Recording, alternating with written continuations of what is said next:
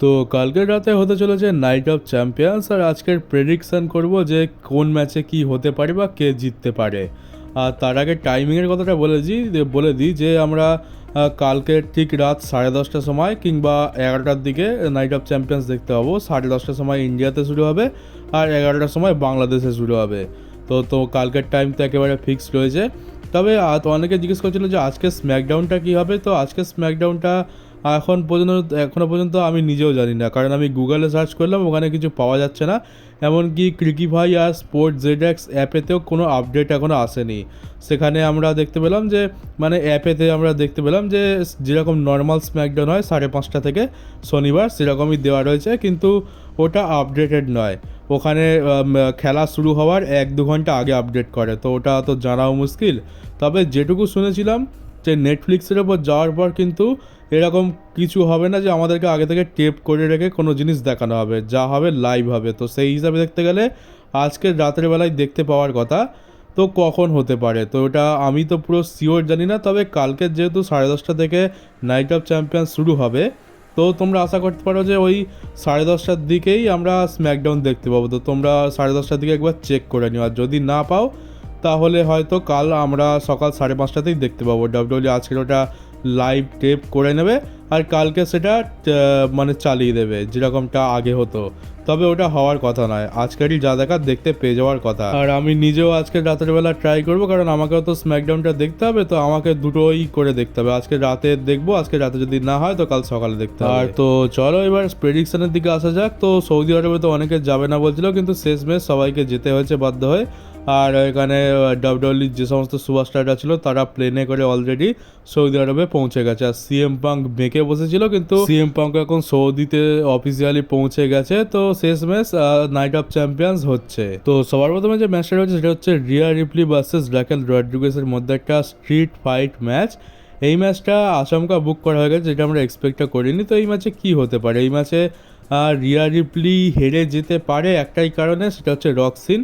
WW রক্সিন আর Raquel রড্রিগেজের টিমটাকে একটু strong বানাতে চায়, সবে তো তৈরি হচ্ছে, তো একটু তাদেরকে স্ট্রং দেখাতে হবে। তো সেই জন্যই এখানে রিয়া রিপ্লি হয়তো হেরে যেতে পারে। রক্সিনের সাহায্য হয়তো রাকেল রড্রিগেজ তো অবশ্যই পাবে, রক্সিন আমার মনে হচ্ছে ইন্টারফেয়ার করবে আর রিয়া রিপ্লির জন্য খুবই প্রবলেম ক্রিয়েট করার চেষ্টা করবে। তো এখানে তো রাকেল রড্রিগেজের জেতার চান্স বেশি, কিন্তু আমার মনে হচ্ছে যে ডাব্লিউডব্লিউ রিয়া রিপ্লিকেও অত সহজে হারাবে না। এখানে চিটিং তো হবে, কিন্তু আমার মনে হয় রিয়া রিপ্লি এই ম্যাচটা জিতবে। তো রিয়া রিপ্লি আমার প্রেডিকশান থাকবে। তবে যদি রাকেল রড্রিগেজ জিতে যায় তো খুব একটা অবাক হওয়ার কিছু নেই। তারপর হচ্ছে স্যামি জেন ভার্সেস ক্যারিয়ান ক্রস। ক্যারিয়ান ক্রস অনেক বছর পর আবার ম্যাচ পেলো। যখন লাস্ট সে ম্যাচ লড়েছিল প্রিমিয়াম লাইভ ইভেন্টে, তখন তার চুল একদম ছোট ছোট ছিল, আর এখন চুল বড় হয়ে গেছে। তো এই ম্যাচটাতে তো বলার মতো কিছুই নেই, শুধুমাত্র স্যামি জেনের জন্য এই ম্যাচটা বুক করা হয়েছে, যেহেতু এটা সৌদি আরবের শো। এখানে অফকোর্স সেখানে আমার মনে হয় না ক্যারিয়ান ক্রসের জেতার কোনো রকম চান্স রয়েছে, এখানে স্যামি জেনই জিতবে।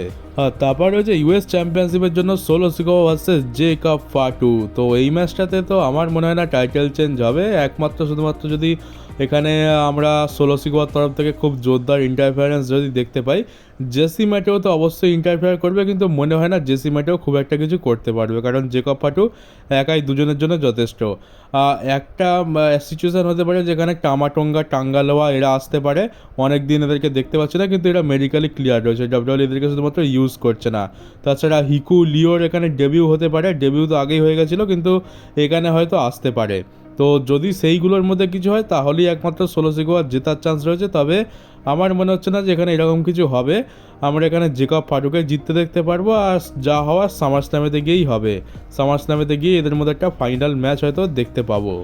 যদি টাইটেল চেঞ্জ হওয়ার হয় আর যদি বড়সড় কিছু প্ল্যান থাকে, তাহলে সেটা সামার স্ল্যামেতেই বেশি ভালো হবে। তো আমার এখানে প্রেডিকশান জেকব ফাটুই থাকবে। আর এরপর কুইন অফ দ্য রিং টুর্নামেন্টের final match Jade Cargill versus Asuka. তো এখানে তো খুবই আনপ্রেডিক্টেবল যে কে জিতবে, কারণ জেড কার্গিল আর আসকা দুজনেরই জেতার চান্স আছে। জেড কার্গিলের নাম অনেক বড়, কিন্তু দর্শন অনেক ছোট, ডাব্লিউডব্লিউ তাকে সেরকমভাবে বুক তো করে না। যেরকম হাইপ শুরুর দিকে ছিল, তেমন বিন্দুমাত্র আর হাইপ নেই।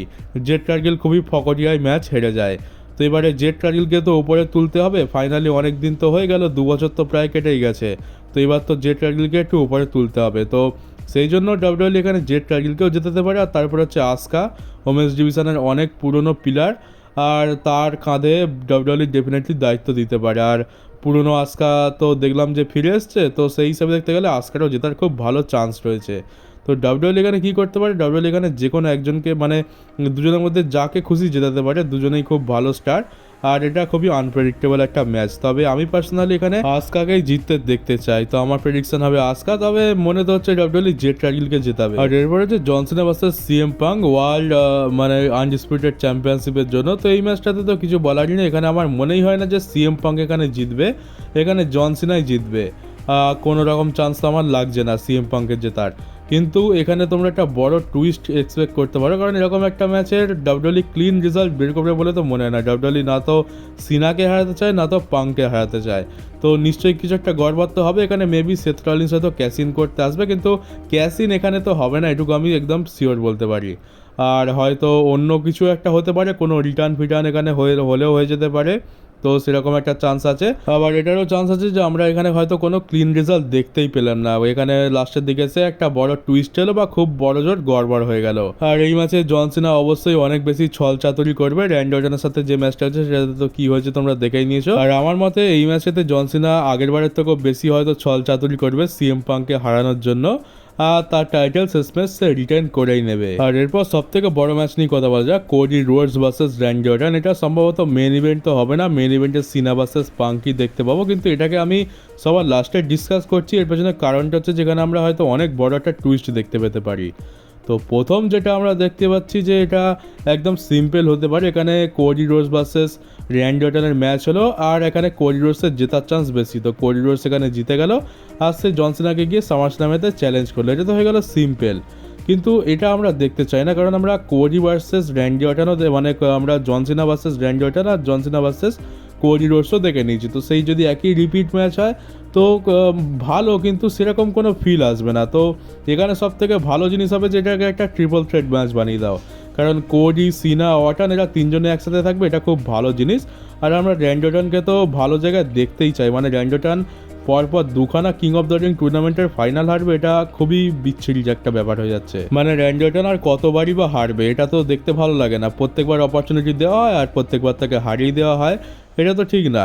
তো এবারে দেখতে গেলে এখানে কি হতে পারে, তো এখানে আমার মনে হয় যে এখানে যদি ট্রিপল থ্রেট করাতে হয় তাহলে এখানে সিম্পল দুখানা উপায় রয়েছে। সেটা হচ্ছে যে আমরা এই ম্যাচে কোনো রকম ক্লিন রেজাল্ট দেখতেই পেলাম না, এমনটা মনে হচ্ছে যে কোডি রোডসও জিতে গেছে আর র্যান্ডি অর্টনও জিতে গেছে, যেমনটা আমরা বেশিরভাগ ক্ষেত্রেই দেখতে পাই। ডাব্লিউডাব্লিউর যখন উপায় থাকে না, কিছু না কিছু একটা গড়বড় করে দেয় লাস্টের দিকে এসে, আর যার ফলে ম্যাচের কোনো রেজাল্টই বেরোয় না। আর তখন কোডি এটা বলবে যে আমি ম্যাচ জিতেছি, র্যান্ডি অর্টন বলবে যে আমি ম্যাচ জিতেছি, আর এই করতে করতে শেষ পর্যন্ত ট্রিপল থ্রেট ম্যাচ হয়ে যাবে। আর সেকেন্ড অপশান যেটা সবথেকে বেস্ট অপশান হবে আমার মতে, আর একটা বড় টুইস্টও আসতে পারে, সেটা হচ্ছে যে এদের মধ্যে যে ম্যাচ হারবে বা কিংবা যে ম্যাচ জিতবে তার হিল টার্ন করিয়ে দাও, মানে ম্যাচের মাঝখানে হিল টার্ন হয়ে যাবে আর তারপর চিটিং করে ম্যাচ জিতবে, বা ম্যাচ শেষ হয়ে যাওয়ার মানে ম্যাচ হেরে যাওয়ার পর হিল টার্ন করে তার অপোনেন্টের উপর অ্যাটাক করবে। এই দুটোর মধ্যে যে কোনো একটা করানো যেতে পারে। আর যেহেতু এখন র্যান্ডি অর্টনেরই হিল টার্ন করার চান্স বেশি, কোডি রোডসের তো মনে হয় না ডাব্লিউডাব্লিউ এত তাড়াতাড়ি হিল টার্ন করাবে, তাই আমি ধরে নিচ্ছি যে এখানে যদি হিল টার্ন হয় তো র্যান্ডি অর্টনেরই হিল টার্ন হবে, কারণ তারই সবথেকে বেশি ক্যারেক্টার চেঞ্জের দরকার, কারণ ফেস ক্যারেক্টারের তো পুরো অবস্থা খারাপ হয়ে রয়েছে। তা ফেস ক্যারেক্টার দেখতে ভালো লাগে কিন্তু তার ইউজটা ভালো নয়। এখন এখানে র্যান্ডি অর্টনেরই হিল টার্নটা করা উচিত, আর সেই পুরনো ওয়াইপার র্যান্ডি অর্টন মানে যে ছিল psycho Randy Orton, heel Randy Orton, তাকে ফিরিয়ে আনা উচিত। তাই এগুলো দেখে আমি এটাই ধরে নিচ্ছি যে এখানে যদি কারোর হিল টার্ন হয় তাহলে এখানে র্যান্ডি অর্টনেরই হিল টার্ন হবে। র্যান্ডি অর্টন মেবি হতে পারে যে ম্যাচের মাঝখানে হিল টার্ন করে কোডিকে লাগিয়ে দিল লো ব্লো, তারপরে আর কেউ আর পান কিক মারলো আর কোডি এখানেই শেষ হয়ে গেল। তারপর কোডিও বলবে যে আমাকে চিটিং করে হারানো হয়েছে, তাই আমারও ম্যাচ চাই, তো হয়ে যাবে ট্রিপল থ্রেট। আর না হলে ম্যাচের মধ্যে কোডি রোডস প্রথমে তো র্যান্ডি অর্টনকে হারিয়ে দেবে, আর ম্যাচ শেষ হয়ে যাওয়ার পর কোডির ওপরেই টার্ন করে যাবে আর অ্যাটাক করবে, তারপরে ট্রিপল থ্রেট তো এমনিতে হয়েই যাবে। তো এরকম সিনারিও আমরা দেখতে পেতে পারি, কিন্তু ডাব্লিউডাব্লিউ যদি একটা সিঙ্গেলস ম্যাচ করাতে চায় তো এরকম কিচ্ছু আমরা দেখতে পাবো না। ম্যাচ সিম্পল হবে, কোডি রোডসের জেতার চান্স বেশি, কোডি রোডসই জিতে যাবে, আর আমরা সামারস্ল্যামেতে কোডি ভার্সেস জন সিনা দেখতে পাবো, যেটা আমরা সেই রাসেলমেনিয়ার আগে থেকে শুনে আসছি। আর র্যান্ডি অর্টন আবারও একটা প্রিমিয়াম লাইভ ইভেন্টে ম্যাচ হারবে আর আবার সে ফেল হবে, আর সেটা আবার আমাদেরকে সহ্য করতে হবে। তো আমি তো এটাই আশা করবো যেন ডাব্লিউডাব্লিউ এটাকে একটা ট্রিপল থ্রেট ম্যাচের দিকেই নিয়ে যায়, আর এখানে যেন এই র্যান্ডি অর্টনেরই হিল টার্ন হয়, কারণ হিল র্যান্ডি অর্টনের এখন দরকার রয়েছে। আমরা হিল র্যান্ডি অর্টনকেই দেখতে চাই। আমরা এই 2 বছর ধরে ফেস র্যান্ডিকে তো দেখলাম, কোনো একটা কাজ তো হলো না, খালি ভালো ফিল দিচ্ছে, এর থেকে বেশি আর কিছু নয়। কিন্তু বেস্ট জিনিস তো হবে যখন র্যান্ডি অর্টন হিল হবে। আমরা সেই হিল র্যান্ডি অর্টনকে কবে থেকে দেখতে চাইছি, তো সেটাই আমরা যেন হবে এটাই আশা করব। আর আমি তো বেশ অবাক হব যদি ডাব্লিউডাব্লিউ এই ম্যাচটাকে এত বেশি সিম্পল রাখে। এটা একটা অনেক বড় ম্যাচ, এখানে তো ডেফিনেটলি একটা বড় টুইস্ট আনতেই হবে। আর এর সাথে সামার স্ল্যামের একটা ডাইরেক্ট লিঙ্ক রয়েছে, তো এখানে বড় কিছু করতে হবে। অত সিম্পল রাখলে দেখতে ঠিক মজা লাগবে না। তো প্রেডিকশনের কথা বলিনি, প্রেডিকশন তো এখানে অফকোর্স আমার কোডি রোডসই থাকবে, যে কোডি রোডস এই ম্যাচটা জিতে যাবে। আর আমি মন থেকে কাকে সাপোর্ট করছি সেটা তো তোমরা সকলেই জানো, র্যান্ডি অর্টন। আমি এখানে র্যান্ডি অর্টনকে জিততে দেখতে চাই, তবে মনে হয় না ডাব্লিউডাব্লিউ সেটা করবে। আর হ্যাঁ, আরেকটা কথা বলে রাখি, যেখানে আমরা টুইস্ট এক্সপেক্ট করছি আর সেটা র্যান্ডি অর্টনের হিল টার্ন, বেসিক্যালি তো এটাই আমরা দেখতে পাচ্ছি। কিন্তু ডাব্লিউডাব্লিউ আমাদেরকে শক করার জন্য এখানে কোডি রোডসেরও কিন্তু হিল টার্ন করাতে পারে, কারণ হচ্ছে কোডি রোডসের হিল টার্ন আমরা কেউ এক্সপেক্ট করছি না, সেটা একটা শকিং জিনিস হবে। যেমনি জন সিনার হিল টার্ন আমরা এক্সপেক্ট করছিলাম না কিন্তু হয়ে গেল, তেমনি কোডি রোডসের হিল টার্ন কিন্তু আমরা এই মুহূর্তে এক্সপেক্ট করছি না। আমরা জানি যে কোডি একদিন হিল হবে, কিন্তু এই মুহূর্তে তার হিল হওয়ার চান্সটা কম রয়েছে। এখন আমরা তাকে হিল হিসাবে দেখতেও চাই না, তো সেইটাই ডাব্লিউডাব্লিউ এখানে ইউজ করতে পারে। ডাব্লিউডাব্লিউ এখানে কোডি রোডসেরই হয়তো হিল টার্ন করে দিল, তো এটার জন্য রেডি থাকো। আবার এটার জন্য রেডি থাকো যে এখানে কিছুই আমরা দেখতে পাবো না আর খুবই ডিসঅ্যাপয়েন্ট হবো।